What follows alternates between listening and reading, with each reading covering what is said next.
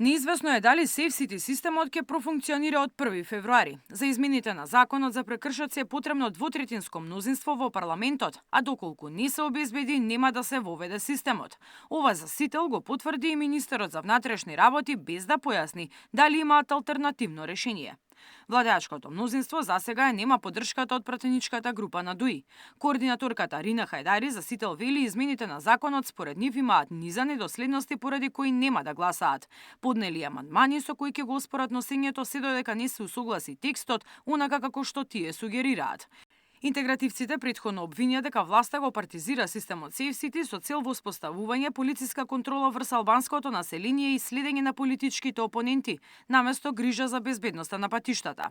Пратеничката група на СДСМ се уште нема одлучено дали ќе гласаат за носење на предложените законски измени, велат се уште градат став за тоа како ќе настапат во парламентот. Првично лидерот на СДСМ рече дека го поддржуваат системот од аспект на безбедност, но потоа се спротивстави на неконтролираниот масовен надзор. Филипче реагираше дека SafeCity е без законска регулатива и ризичен за приватноста и токму затоа вели дека е неопходна техничка влада за да се спречи злоупотреба на надзорот за политички цели.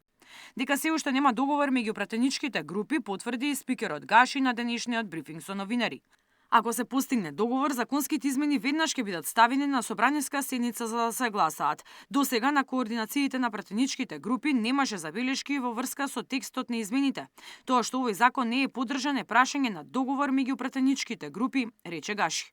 SafeCity првично требаше да се воведе од 1 јануари, откако претходно камерите беа вклучени за да ги регистрираат прекршоците, но министерот ја одложи примената со цел да им се даде повеќе време на возачите, но и на одговорните за да се отстранат сите недостатоци на системот. Со новиот закон, освен што камерите автоматски ќе детектираат сообраќајни прекршоци, се уредува кога ќе одговара сопственикот на возилото, а кога друго лице кое го управувало возилото во моментот на прекршок. Се пропишува и рокот во кој треба да се плати налогот, во спротивно ќе има присилна наплата.